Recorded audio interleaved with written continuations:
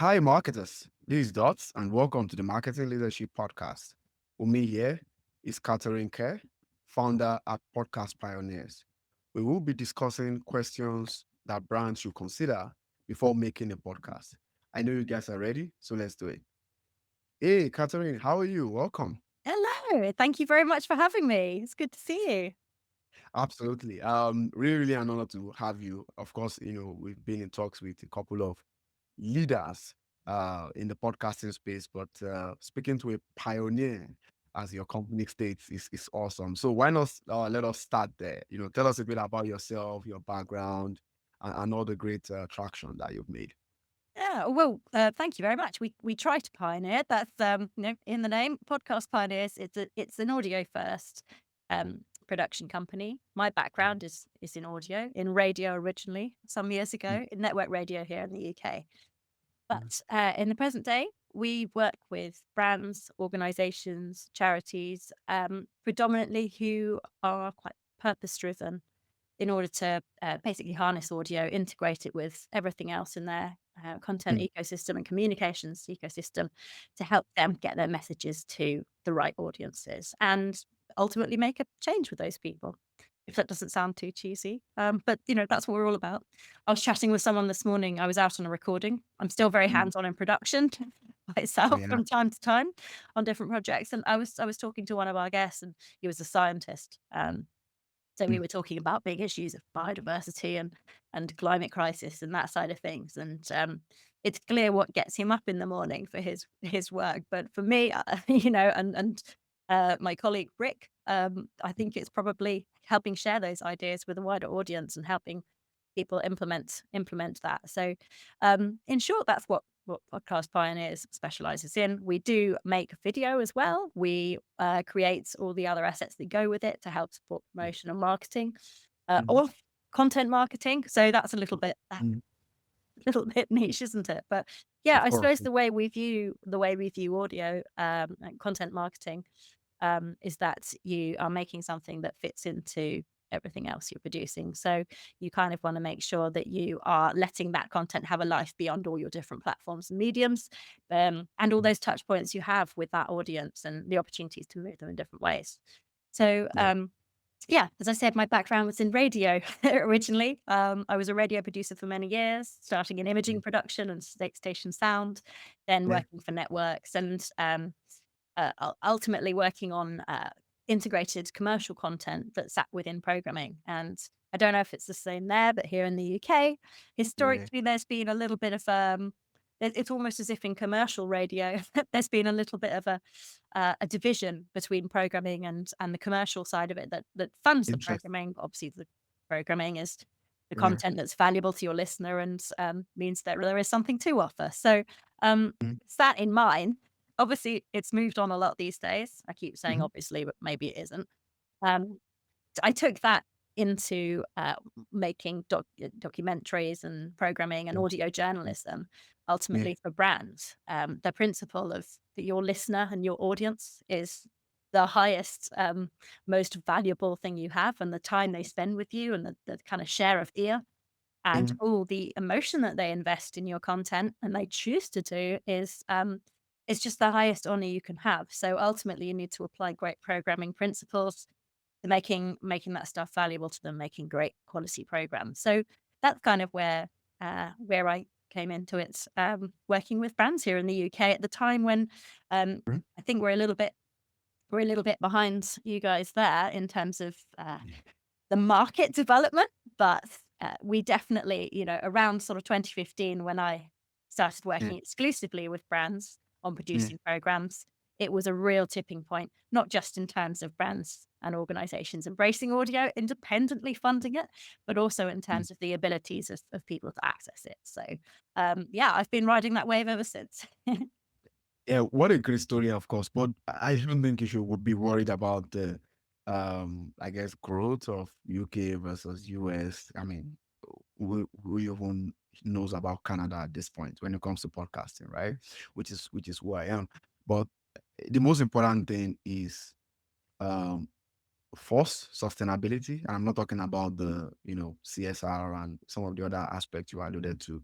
I'm talking about the ability to be consistent, with your podcast campaign, right?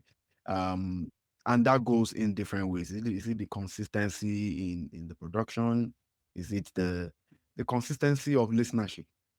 So yeah, I would say I don't have the stats for this, but based on some of the people I've spoken to, here on the podcast, we've had the CEO of Lower Street Media, who's been extremely vocal about this point I'm about to make, and that's it. That is, you know, the value of your content, right? Why you need to really pay attention to the content and not about the volume and things like that. So that's a good thing on your side, which leads me to my next question.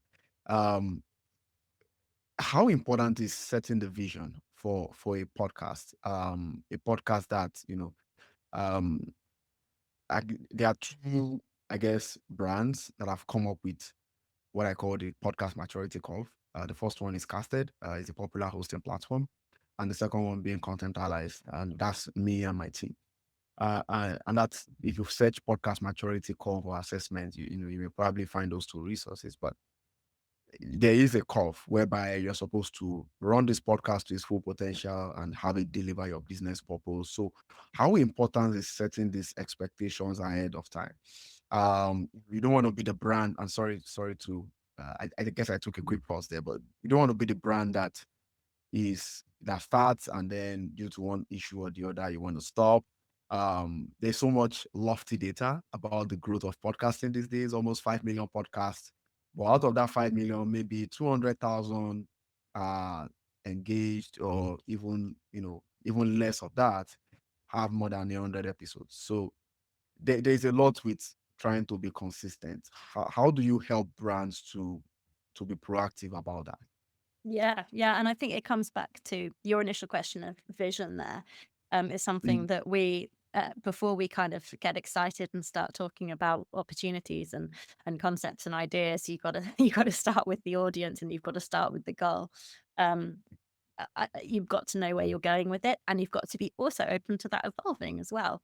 If mm, you're looking at long term, using audio long term within campaigns, and you're speaking to a very live and active audience, okay, great. You may be making content that's going to be discoverable all the time, but you also need content that's going to be relevant and up to the minute, depending on your needs as an organization and the message you want. So normally, we have I formalize it into 10 questions because it's really easy and catchy as 10, and we've published some stuff out there which you can find around mhm, this, and we do quite a few talks for brands and organizations who are curious about dipping their toe into podcasting. I mhm, think, which we'll come on to in a moment.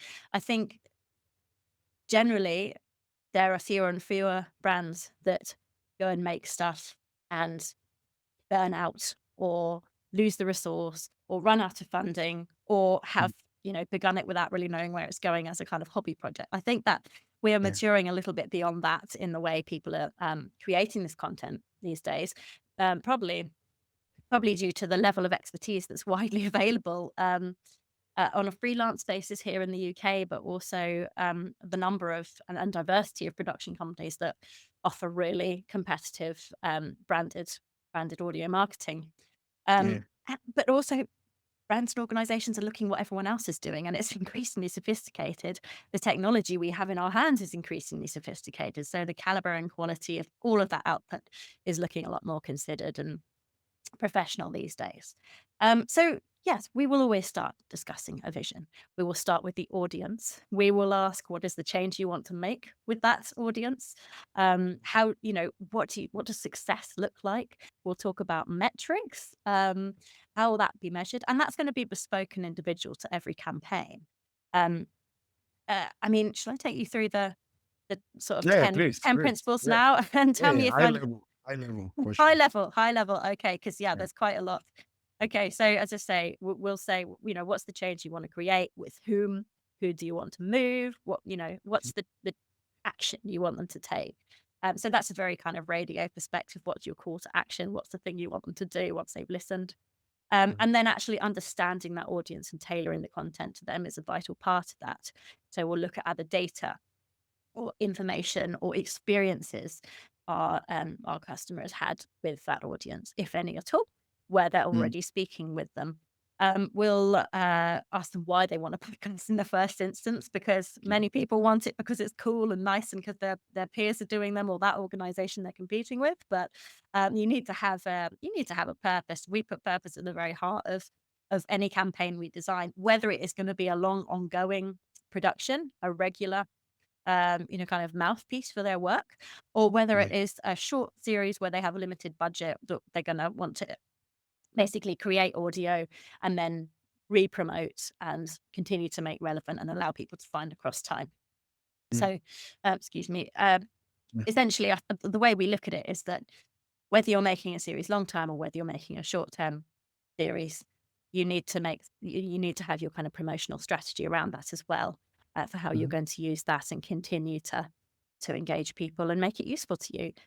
Organizations, especially charities, have to demonstrate a return on the investment in making this kind of stuff. And if they want to make a really beautiful, complex production that wins loads of awards, then Mm, actually sometimes it can mean adding a little more external expertise into the process. So, looking at what resource they have in house, which they can use, looking at the stories and the opportunities for recording, what information is unique to them that yeah. that they can be giving and offering. So it's adding value to that audience's life, Yeah. and what opportunities they have to promote it as well. I'm not talking about my 10 points in any particular order. Yeah, no, no, I'm no. dusting over the top of them. But I'm really grateful that you're doing this because I'm sorry, just hold your thoughts there. But I'm grateful that you're doing this because we try to make our episodes like PhD style, right?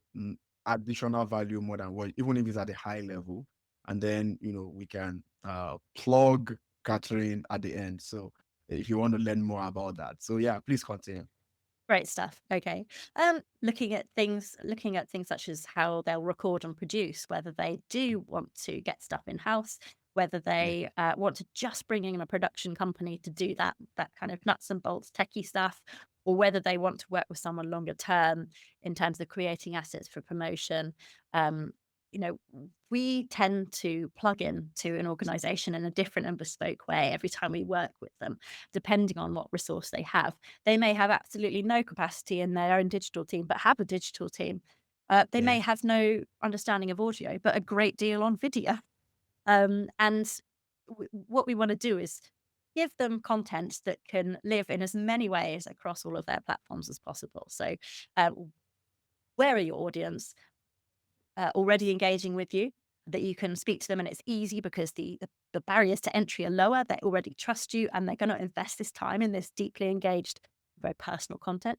And yep, where are they not listening to you as well? yeah, Where do you have an opportunity to reach people through this medium? And it may be an organization has never used audio before.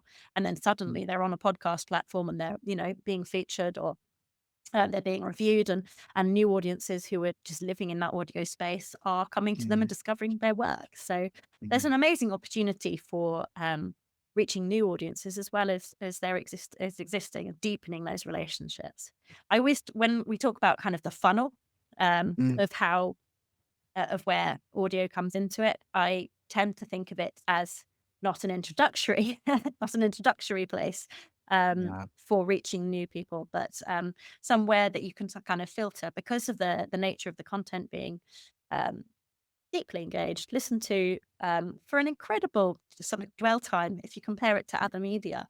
And yeah, the amount of personal attention and emotional investment that's given through stories, the nature of stories themselves being that they stay with you, they create memories, and therefore you kind of lay down thought and it is physically changing in your brain.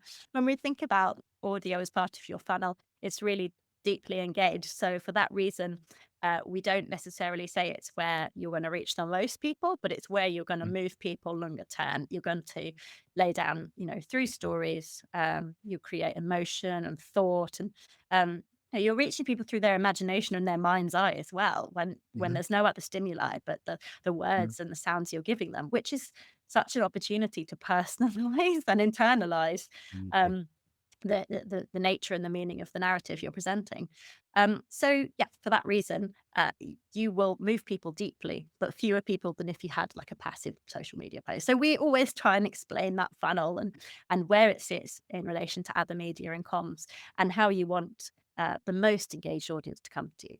And that's where it comes to thinking a lot about treatment and format and content, what that person wants to hear, what they care about, what will move them, where they're going to be listening as well. Are they, a really busy CEO level business decision maker who likes a quick Everybody five wants to minute? target with these days. Everybody wants to target them. Anyway, go on.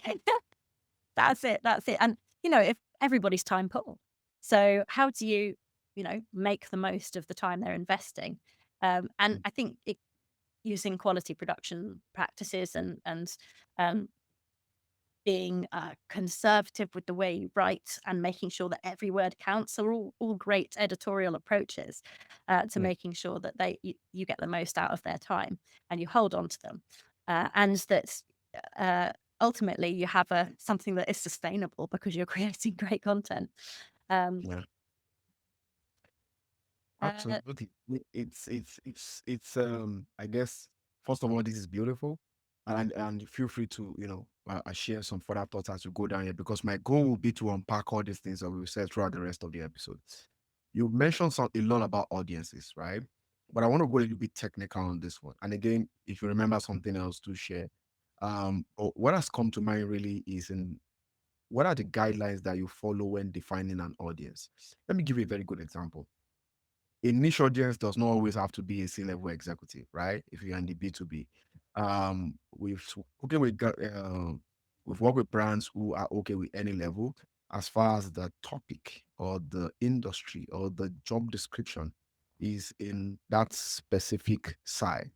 There is the aspect of Spotify and Apple and how they group everybody, sales, marketing, customer service into the business category, or how they build lump up, B2B into just software, SaaS, and all these generalizations. So when is a generalized, I guess, audience selection grade?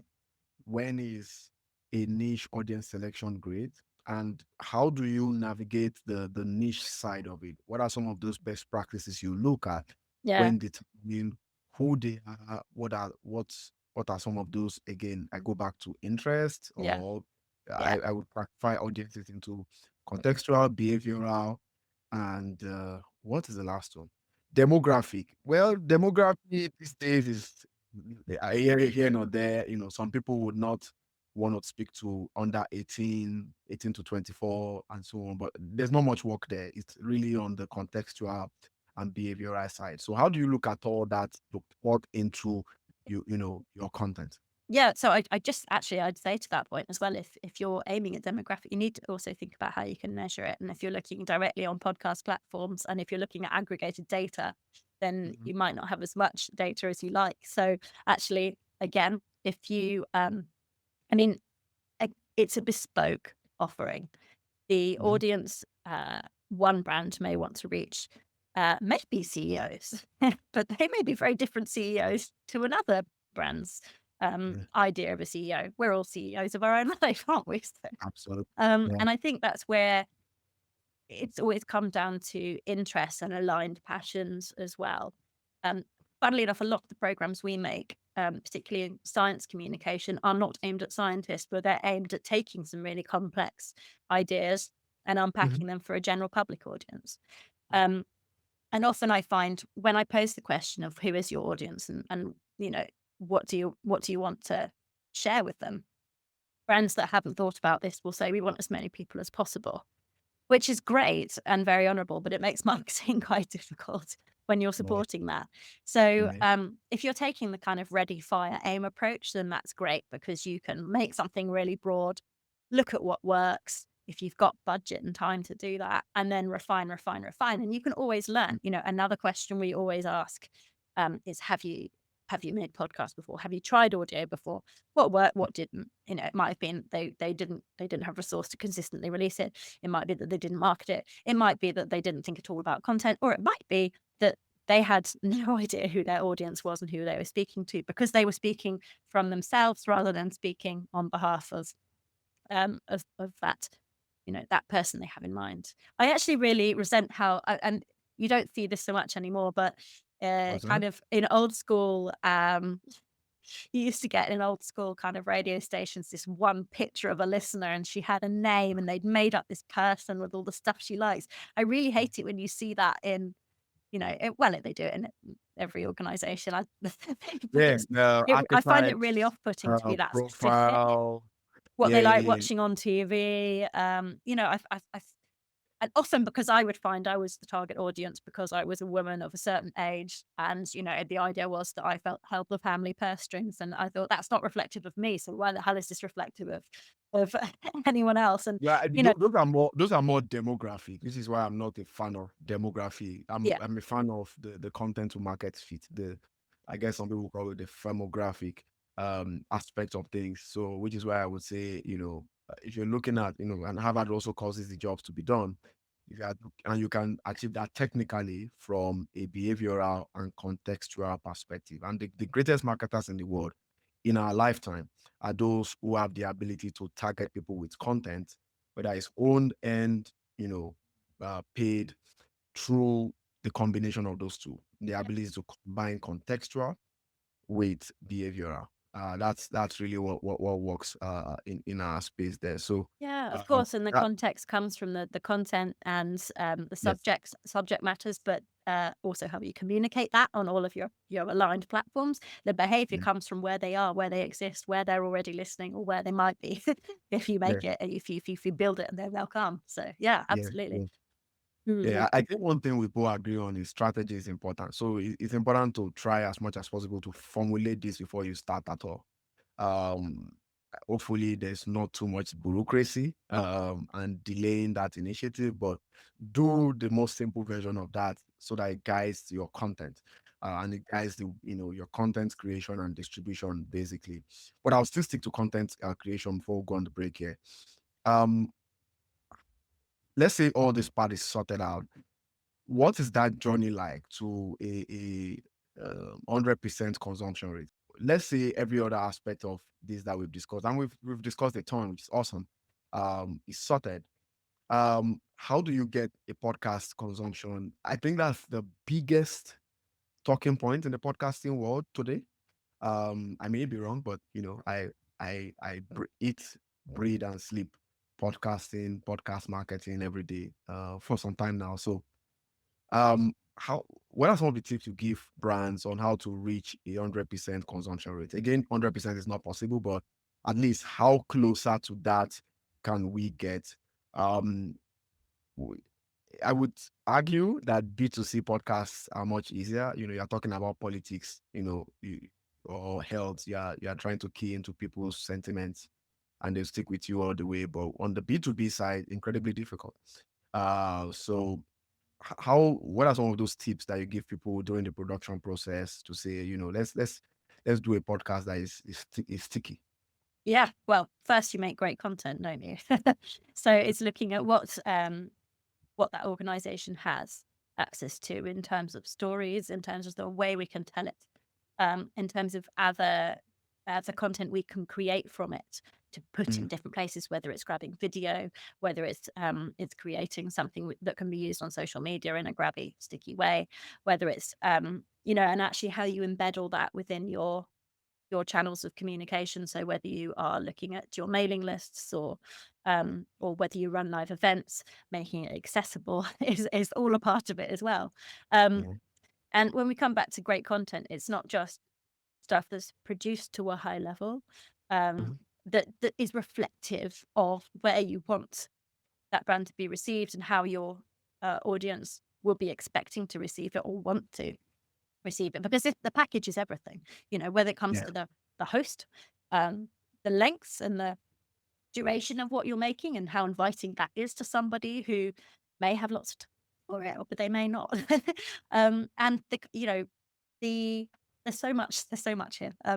The titling and the written Mhm. descriptions around it and making sure things are optimized for organic discoverability, and then harnessing your promotional channels as well, and everything that there is available to tell people about it. And I normally, when I'm presenting this, I have a slide, and I've filled the slide with words as an example of there's this, there's this, there's this. There are so many opportunities. It's just finding out the bandwidth, relating the bandwidth you have as an organization to utilizing all of those, whether you need to bring in external help, external writers, external promotional organizations, or work with advertising organizations. So as a production company, we'll often bring people in or create resources internally or work with companies just to give them guidance on what they can do. So, sorry, I think I've tried to answer too many questions in one there, but No. I guess there's a bunch of many things to consider in a, I don't know, let's say in this case, a 30 minutes episode, right? There are people of the opinion that also shorter episodes within the 20 to 30 minutes mark works because that's like the average commute time. But that's not everything. yeah, but who listens? I mean, that was relevant, pre-COVID as a conversation, but that never comes up now because Yeah. people aren't commuting in the traditional sense anymore, and also Yeah. they're not all metropolitan audiences who are sitting on, tube trains or stuck in a. I don't know how commuting is like where you are, but here Yeah. in the southeast and in London, there's a pattern to it, but we can forget that we are diverse nation of different lives, and more people are embracing content, listening in cars, listening while they cook, listening in their, so yeah, it's it's making something that is I think when it comes to valuing your audience's time, you can't go wrong there. If you are making sure that it's well edited, Yeah. you're as concise as possible, that you've given it plenty of passes, and you've creatively presented the information in a way that is moving, maybe immersive, or that's going to stay with people, or make them feel like they've made a good choice to choose your content over the millions of other pieces of audio that they could be listening to that day. I mean, Right. you need to solve a problem for them, don't you? And you Yeah. need to let them know that in everything, in the way you present it, and everything they Mm. find that leads them to that podcast in your funnel. Yeah, absolutely.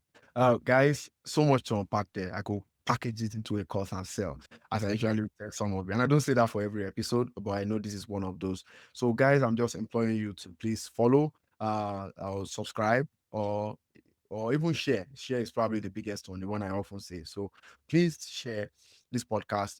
If you subscribe, fine. If you don't, fine. But I would love it a lot if you share. So please do share this episode with someone that might need it. We are in the midst of a podcast boom right now. Maybe it may bust one day, we don't know. But while we are there, get a head start on the knowledge of podcasting and podcast marketing for your business. So we'll take a quick break now, and we'll be right back for the dots rapid fire. It's always a very hot fire, so we'll see how Katherine survives this, but I'm sure she'll be fine. So stay with us, guys.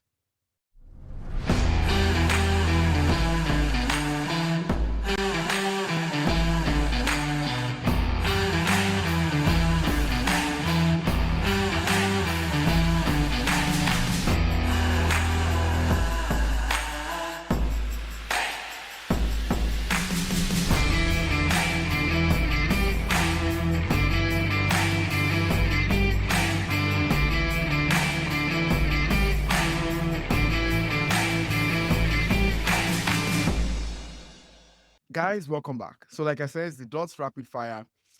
So Katherine, you're going to be in the marketing court of law. You're a witness right now, where you're supposed to answer 3 questions. You say the truth and nothing but the truth. Are you ready? I think so. I've never been in a court of law, so I'll do my very best. And I've got to try and stop my dog yammering at the door.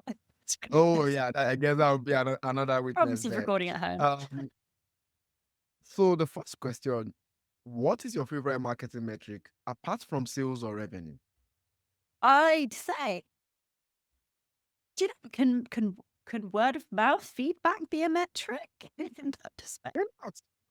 I Well, what I think it's called it's called many things, but some will call it the virality coefficient. But yeah, please Well, explain your perspective wow, of why. I've not heard that before, Dot. So I'm learning today. But no, I'd say other than the traditional, that is probably my favorite because actually it means that Mm, real people are receiving and emotionally responding to the content you're creating, and you're seeing that mm. your marketing has a direct impact on someone.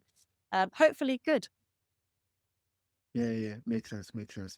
The second question: how long do you use social media every day for work? For work, okay, we got to include LinkedIn as social media because that is my main Yes. social media I use for work. The rest of it, Yeah. I can't say very much. I've just returned from maternity leave and I've got this new perspective on time efficiency that a baby Mhm. has brought to my world that has kind of changed everything. So, yeah, I don't spend an enormous amount Yeah. of time on social media for work. There's certain things I read and mailing lists I subscribe to, which I know I can always, yeah, get some fantastic insights on. But yeah, social media in itself, the kind of Twitter X thing isn't big for me. Makes sense. Last question here. And this is you going sage mode. What is your favorite marketing quote? I think there's loads of variations of this quote, but I'd say it's probably Mhm. if you plan on going nowhere, that's where you get. As in, if you No. don't have a plan for where you're going, you're going to end up going nowhere. Or various versions of that I've heard over the years, and Yeah, not just in yeah, marketing, but I think it's a good philosophy for life as well. If you aren't yeah. looking where you're going, then it's going to be a surprise. Mm, Interesting. I mean it's very key, right? And I think some of the issues that I've seen, especially in this industry, like I said at the beginning, is you start a podcast and then you sort of drop off and along the way, right? It's important to know where you're going. It's important to re-emphasize that. I'm not saying it's like you cannot change it, it's cast in stone, but it's important to say, okay, well, this is where I am, this where I want to get to. These are some course corrections about it. So if you're a marketer, it could be that way. Marketing this year is hard because there is recession. Marketing is always the first thing that is cut, even though people don't want to say it, but it's true. But I will say, do not give up. Don't go to nothing yet. Stay in marketing. Okay?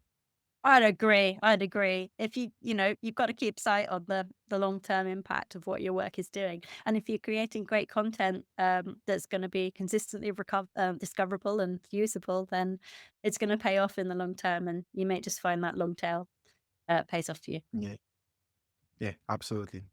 Okay, so the last question before I let you go, Catherine, is in starting this, let's say you've done all the right things, your podcast is mature. Again, the podcast maturity curve. Um, how do you advise brands to leverage their content? You mentioned that at the very beginning. How do you advise them to leverage their content in a way whereby I mean sweet marketing speak, but in a way whereby their audience is not capped. I think an audience at some point might be capped, but just to say in a way to best maximize their audience reach. How can you use the podcast content to do that? Because right now, as you know, to start a podcast, but it's very, very hard to grow, except if you are like a celebrity and you're using leveraging on that or something like that. But so what are some of the, I guess, podcast marketing ideas that you've seen that brands use in their journey? I'd say think multi-platform. Don't just think about the Okay. content that you're creating, utilizing as Mhm. Mhm. something that's going to be made for audio and will stay as audio. Think about how you can then turn, whether it's creating transcripts that you can use to create written content, whether it's, Yeah. and actually looking within what you uniquely have as an organization as well, um, Mhm. to to reach further, reach beyond that sort of one hit experience of someone's heard it and it's gone. So whether it's talent that you can bring on within your organization, you found someone who's great at public speaking and they're also a fantastic spokesperson for the very niche work that they do. So how can you use them to get out there a bit more and enhance their career at the same time? I think we're talking about sort of two different questions here when we're talking about how to utilize the content you have for success consistently. Mhm. And that is, I think, to think about how you can use it across all of your touch points with audiences.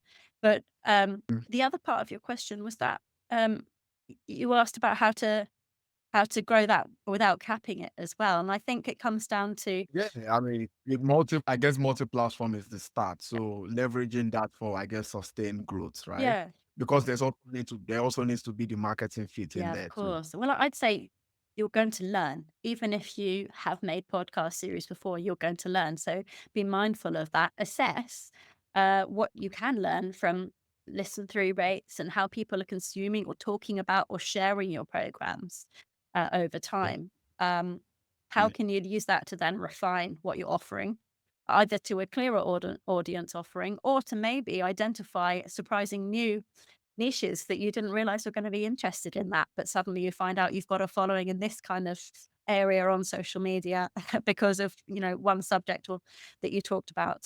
So I think sort of having that clear vision, but as you said earlier, quite aptly being mindful that you can diversify that offering as you adapt to a Mm. changing market and changing audience needs and requirements. It's Yeah. we're talking to society here in the content when we're making audio contents, and society never stays still. So retaining relevance and an ear to what people are receiving well and following that is probably, I'd say, really good advice as well. All right. It's been a very, very entertaining session with you, Katherine. I really, really love all the details that you shared. Where can people learn more from you, especially from that the funnel, and the 10-step success plan that you shared at the very, very beginning of this episode? Where can people learn more from you? Those who want to get into the podcast game. Yeah, you can find us on our website at podcastpioneers.com, or you can find me on LinkedIn. I'm Katherine Kerr with a K and an A. Absolutely. Guys, that's all we have for you. If you want to see great episodes like this one, it's on my website, dotslovesmarketing.com. And you can also subscribe to the Marketing Leadership Podcast on Apple, Spotify, and YouTube. I would like to thank Deskrig, Content Allies, and Listen Network for their support. Till next episode, connect the dots. Thank you for listening to the Marketing Leadership Podcast, brought to you by Dots Loves Marketing. There will be links to any resources mentioned in today's show notes. If you enjoyed this episode, please leave a 5-star review and be sure to subscribe so you never miss an episode.